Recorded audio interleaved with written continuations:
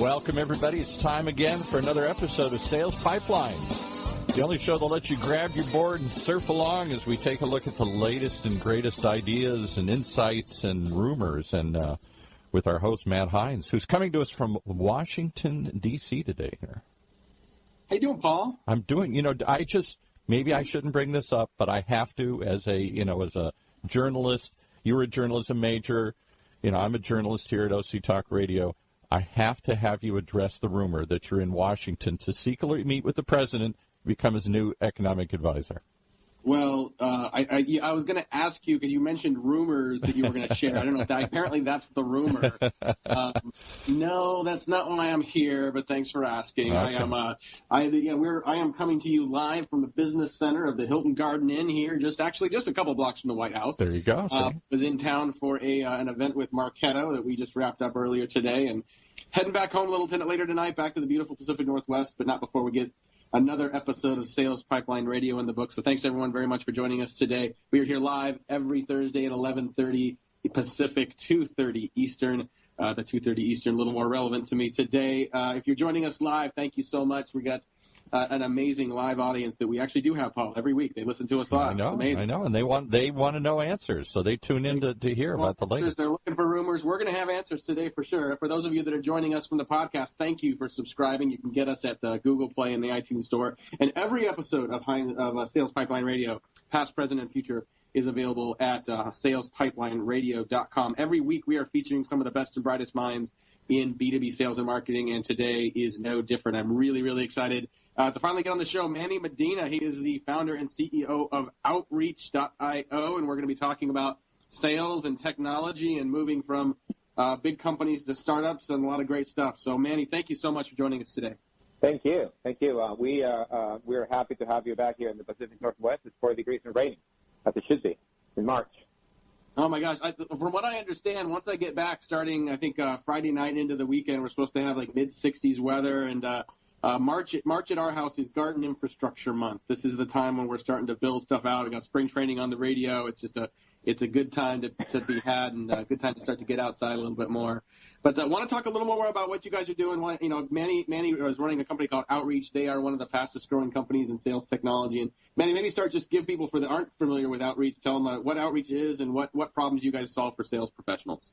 Absolutely. So Outreach is a sales engagement platform. And what that means is that your rep needs to perform activities every day that includes reaching out to prospects, following up, booking appointments, and moving in through the pipeline. For Outreach SaaS, it gives you a set of action tools that the rep can execute really quickly so they can actually book for meetings. So imagine a rep that needs to make a few phone calls and then follow up with an email and then follow up with another phone call. Outreach puts a lot of that automation in place so that the rep doesn't have to follow up on his own, or he is actually very diligent in actually executing those follow-ups and getting through his pipeline and booking those meetings. So Outreach gets you about 30% meeting lift for any sales organizations that uses Outreach. And just full disclosure, we're fans of Outreach. We've got clients using Outreach. We actually use Outreach now ourselves internally, and I can tell you just firsthand, even though we have a very small install of Outreach, given our size of our company, have been very happy with just the efficiency it's been able to generate for us. And I'm curious, Manny, when you graduated from business school, you spent 10 years working in a combination of Amazon and Microsoft, and this is what you chose to do after that. So I want to talk a little bit about what it takes to move from Microsoft into a startup environment, but why this problem? What drove you to this problem to solve with a startup as your first foray out of sort of enterprise technology? So we had a previous startup that was in the recruiting space, and when that got a little bit of funding, and we were moving slowly into the right and up in terms of revenue generation, but it wasn't fast enough, and we were running out of cash.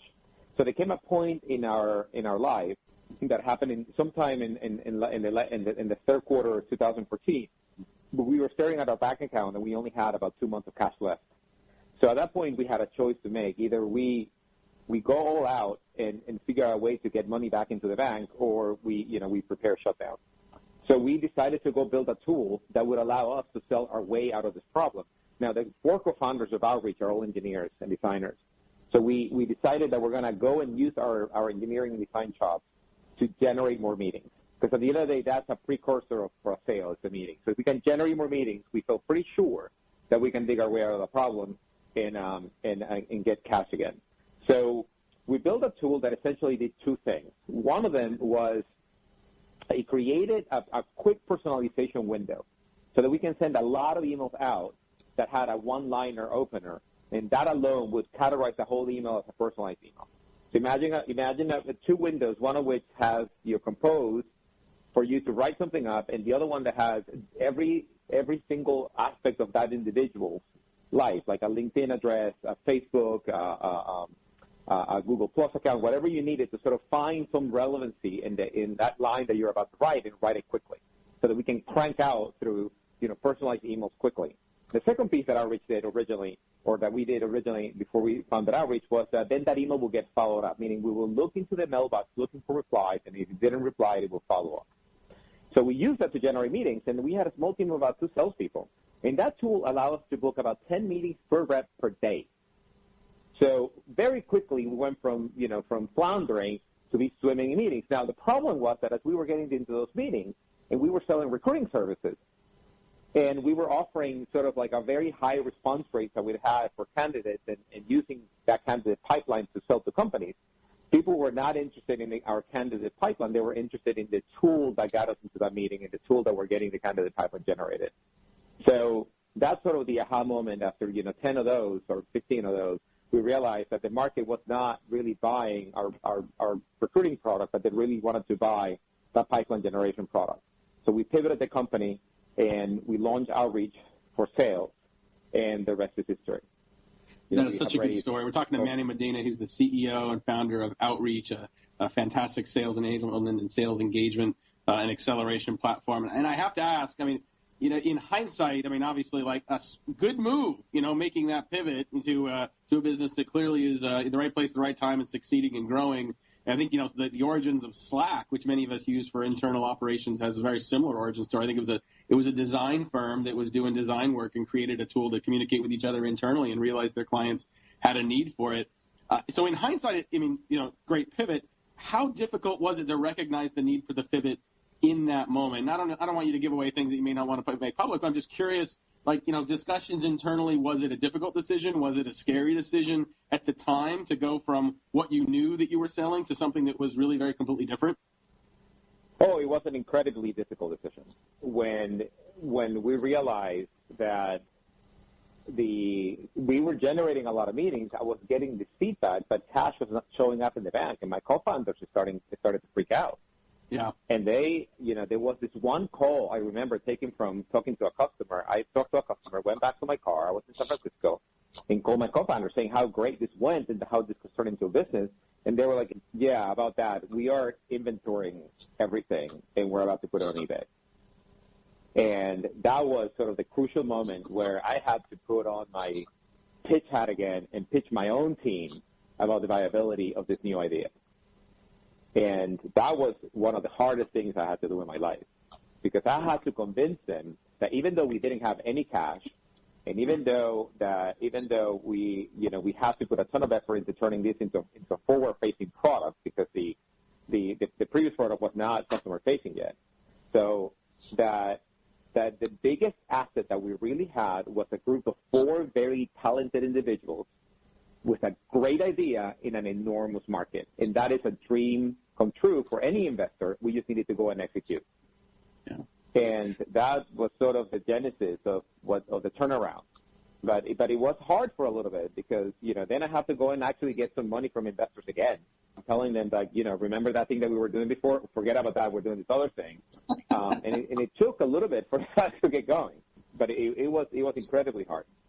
Yeah, well, first of all, thank you for sharing that story. I think that's, you're opening up the kimono a little bit, things that not everyone sort of thinks about or has to experience, but I appreciate you sharing that. And, for those of you listening that haven't read the book, The Hard Thing About Hard Things by Ben Horowitz, it's, he shares a lot of stories similar to that where, sometimes in hindsight, you're like, wow, that business did really well and look at all these great successes and great choices. But some of those decisions are in the moment not exactly easy. And the reality of, your ambitions versus the cash in the bank that can allow you to do some of those things is, that's one of many hard thing about hard things. Talk a little bit about, on an extension of that, going from a big environment like a Microsoft. I mean, you were there for 10 years, running a bunch of different, organizations. How was it? What was it like transitioning from a company that's big, that's known with resources, to really starting over and starting from scratch in a startup? Was that a challenging transition? And what are some of the keys you'd recommend for other people that may be thinking about making that transition to be successful as well? That's a great question, Matt. I think the biggest transition pain that I had going from Microsoft to my own company was the fact that at any company of any size that has been around for a while, you have a brand name. Even if your brand name is not big, Microsoft's brand name was like one of the top 5 brands in the world. So there was no meeting that people wouldn't take with me. There was no, like I was selling Windows Phone, right, to carriers, and anybody would, like, I would email anybody or call anybody, and they would take my meeting. So, and the second, that was not the case at Outreach. And actually, that's the reason why we invented Outreach, because you have to follow up. You have to find a way to get through the door. You have to try many different people and avenues within the account to actually get a crack, open the door a crack so that you can get in. And that was the hardest thing. That was a lot of humble pie that I had to eat there. The second piece was that when you're at a big company that is doing relatively well, you are insulated from the vagaries of the market and the vagaries of failure. And failure that can kill you. And Microsoft, Microsoft can buy a company worth $200 million, burn it to the ground, and move right on. We don't have that kind of luxury. So we have to be right a lot more than we have to be wrong. And when you come out of Microsoft, you come out thinking, or out of Amazon or any big company, you come out thinking that you're never wrong because you've seen success around you the entire time. And when you go into a startup, failure becomes a daily thing. And you have to get used to it and sort of learning how to fail fast, how to fail smart, how to learn from the failure and get back up again, use the failure to your advantage. That was the biggest learning and biggest transitioning point of me coming out of Microsoft into our own environment of a startup. Yeah, that makes a lot of sense. I mean, someone told me once that they'd spent a lot of time at Microsoft and went into a startup, and they said one of the biggest differences is when you're in a big company, you can spend more time focused internally, and you've got enough gravity momentum in the business. Sometimes that works out. When you're at a small company, when you're starting from scratch, you have to focus externally, and your decisions all carry more weight. And I think that knowing that and making that transition can be a challenge for some folks. Well, hey, we're going to have to take a quick break here, pay some bills. We'll be back with more with Manny Medina. He's the CEO and founder of Outreach. We're going to be talking a little more about sales technology and understanding when it helps, when it hurts. Talk about growing a business rapidly with integrity and keeping your values intact and much more. Thanks for listening. We'll be right back on Sales Pipeline Radio. In a world where the speed of innovation and change in B2B marketing has never been greater, the only thing bigger is the need for clarity, for a blueprint, for a guide to what's really working. And how about a way to apply it specifically today to increase sales pipeline growth, velocity, and most of all, conversion? That's what you'll find in the Modern Marketer's Field Guide. And amazingly, you can download it for free. HeinzMarketing.com, just like it sounds, HeinzMarketing. It encompasses the entire sales and marketing cycle, but in quick bursts with lots of specific, actionable ideas, strategies, tactics you can put to work right away, like today. The loaded table of contents helps you narrow in and tackle a problem. And it's something you can come back to over and over again as a reference guide. Why not download your free copy of the Modern Marketer's Field Guide? It's free. HeinzMarketing.com, just like it sounds. HEINZ Marketing.com. All right, back to Matt and his guest from deep within the belly of the beast, inside the Beltway. Inside the Beltway, the belly of the beast. It is a nice day here, but freezing as I look out the window and see everyone walking by with their stocking caps. It may be spring training. It may be warmer weather somewhere, but definitely not here, not yet. But thank you very much, everyone, for joining us. Coming back to Sales Pipeline Radio.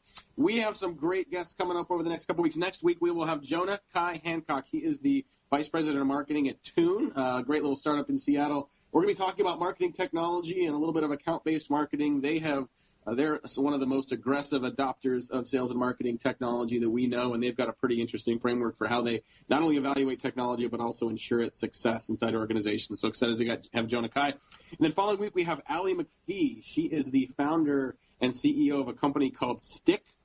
She is integrally involved in their sales process. She is also an improv specialist. She's taking classes and doing a lot of improv work. So we've been talking about the intersection of improv, startup sales, and the role of improv skills in the sales process as well. So much more coming up on the next couple of weeks of Sales Pipeline Radio. More today with Manny Medina. He's the CEO of Outreach. And full disclosure, we are a Outreach user. We are a happy Outreach user. It's amazing how quickly, once we got it on board and got it integrated, it's amazing how quickly it just became part of our process and part of the way we're sort of helping to get more engagement from prospects and as well as from customers and partners. It's been fantastic. I think a lot of people, Manny, look at technology and, they see the opportunity with a lot of these tools, but I've also seen people that have increasingly indicated a little bit of a backlash on technology, wondering if some of it can be counterproductive, if there's some technology that people adopt that actually, because of what it takes to use that technology is counterproductive to the results. What should companies be looking for? What should sales leaders be looking for in platforms to ensure they're getting results and ensure that it's additive to their productivity versus negative? That's a great question. My advice to sales leaders out there is that they should have a process in place. They should have a playbook that has some degree of adoption and understanding throughout the organization before they start getting heavy on technology. Where we see technology go sideways is when they bring us in or they bring whatever vendor in, and without knowing what they want to accomplish with it. What is that they're looking to lift? What is that they're looking to stop doing? What is that they're looking to optimize? And in the context of what is framework. So pick your framework. So for instance, we recently did some training with Commando the messaging from Force Management. And now that gave us a framework for us to start deploying our assets all the way from product into our product marketing team, into our enablement team, into our sales team, and et cetera. And that at least puts a little bit of guardrails into how we operate. The same thing should be done with any organization, be that challenger or be that some private coaching, whatever you need to sort of create the persona that you're going after, how they like to be communicated, what experiments you're going to run, and how you're going to sort of get to that customer needs to be in place before you bring any technology partner. The technology is just going to put a rocket booster to your current process. It's not going to make the process. It's not going to teach them anything. What it's going to do is going to make them faster and better at what they're already doing. And that's sort of the main thing. The second thing is that whatever tool you buy, whatever sort of platform you decide to adopt, make sure that it has some component, some learning component, meaning it has so that it presents a way for you and your management team to learn from the actions that your team is taking. Meaning, if the tool is helping you do X, Y, or Z better, phone calls better, emails better, or asset management better, or document management, or closing pipeline, whatever it is, make sure that you can measure different plays within that framework, so that you are constantly improving. And make sure that you spend time understanding, what is that you're doing and why is that you're doing it. One of the most common mistakes that I see sales operations teams do, or sales teams do, is that they come in with a very heavy belief, it's kind of like a doctrinal or religious belief about a particular thing that they have to do because the customers like to be communicated. And it's not until you test it against something else that you don't learn. So the most important thing is that your team is always learning, is always testing, is always finding out what way your persona likes to be sold, and adopting that and moving right on. Hopefully that answered the question. Yeah, I love that. That's a great answer and a great framework. And we will certainly just kind of continue to share this up on salespipelineradio.com as well as a great way to think about technology usage and really evaluating those tools and how they can be successful for you moving forward. Got just a few more minutes here with Manny Medina, the CEO of Outreach, and definitely encourage you to check out outreach.io. Some great resources up there. They've got a fantastic blog and a lot of other resources. And if you go there right now, you are very likely to see a video and a promotion for Unleash. Last year, kind of out of the blue, Manny, I mean, you guys created one of the most buzzed about sales conferences of the year. I was not able to make it last year, but I have yet to talk to someone that wasn't just blown away by the quality of the conference. And it's coming up again in May. I think it's May 6th through 9th, 2018, down in San Diego. talk a little bit about what people can expect from the conference this year, and who are the roles, who are the people that should be checking this out and getting registered. That's another great question. So let me tell you a little bit about the story of Unleash. So Unleash was a response to a need to have a sales conference where a sales professional, can come and be inspired and be energized and learn something and take that home. We didn't see in the market, other than, the big sort of affairs with booths and vendors, we didn't see in the market something that fulfilled that need, and we decided to go ahead and fill it. As you know, this company has a few important elements from the Tony Robbins organization, and that helps us sort of hone in on what is our persona going to be in a conference, right? What is that we want to deliver? How do we want to make people feel? So this year, the theme is going to be peak excellence, and that is, how do you show up every day at peak excellence at your job, and how do you perform as a rep? Your job is hard. You get told no many times. Your commit number may not be the number that you're coming through with. How do you get back on your feet and sort of get back into that peak excellence mindset? And peak excellence, covers many things. It's your tooling, your attitude, your mindset, your preparation, your training. All that comes together in one conference, and that's what we're going to be talking about. And the easiest way is just to go to unleash.outreach.io and register for the event. It's going to be mind blowing. So as you know, we have signed up the Navy SEALs to come into training every morning, and we have signed up Jocko Willink, the author of Extreme Ownership, to come and give us a talk. And this is mixed in with a new outreach releases such as Outreach Amplify, our new machine learning platform, and a number of other things that it's just going to be bigger, badder at than last year. I love it. Yeah, I'm definitely looking forward to being there with you guys this year, and it sounds like you guys have a lot of exciting stuff coming up. So definitely check out unleash.outreach.io, or just go to the outreach.io homepage and you can find more information and register there. You're talking about sort of peak mindset. I know this is something that that bleeds over into your organization as well, and you guys have grown very quickly, taken advantage of the market opportunity. But I know that with that rapid growth, it's been important for you to grow with integrity and to grow with with values and maintaining a good culture. Talk a little bit about what it takes to build and maintain an ideal culture in the midst of aggressive growth. That isn't always an easy thing. No, absolutely, and actually that is the first thing that breaks with rapid growth, if you don't mind it. And a couple of things that I think we did right is that we gather our early team back when we were about 50 people, and we gathered as many of people as we could into our room, and we decided to sort of list what are the core values of this company, what are we going to stand for, who are we going to be. And you would think that something comes from the founders, but it didn't come from the founders. It came from everybody. And the funny thing is that it was a quick exercise. It took about 2 hours to come up with 5 core values, the initial 5 core values that we came up with. And after that, what happens is that those core values need to be discussed, need to be tested, need to be challenged. And that needs to be a point of conversation at all times. So every time that we get into an all hands, there's always a question around the core value, and that initiates a conversation across the company on what does that mean. So, for instance, one of our core values is grit. But grit, sounds great, and it sounds like something you would do when you're passionate about a long-term goal and you go after it on a regular basis with a lot of energy and enthusiasm. But grit can also break things, can also, drive the wrong behavior. So, for instance, many times our support team or a customer success team will do something that is on the platform that is not quite right, but it solves the customer problem by gritting it out. Yeah. And instead of sort of like taking that, the problem statement and bring it back to our product so we can actually go ahead and solve it, grit can also sort of, cut the other way. But recognizing, when a cultural or, when a core point of view sort of cuts both ways is when that point becomes real. When it starts being dogmatic and something that the CEO just says all the time so that you can feel good about yourself, but when you actually go and do it. So, for instance, another core value for us is diversity.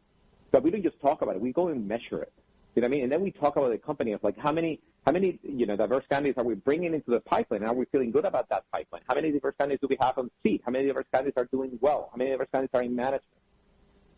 So having women and people of color and making sure those people are being successful here, are being recruited, and are being placed. That's how you actually live the core value of diversity.